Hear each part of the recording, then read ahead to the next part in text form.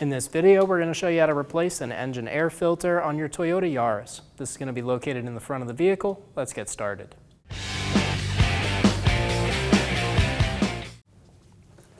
Push back on the two metal tabs. Lift the box up, remove the filter.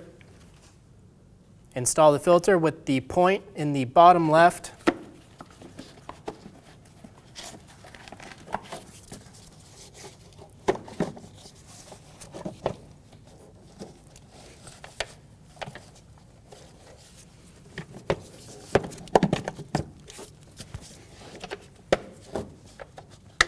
Install the air box and close both those metal tabs. Be sure they fully lock in.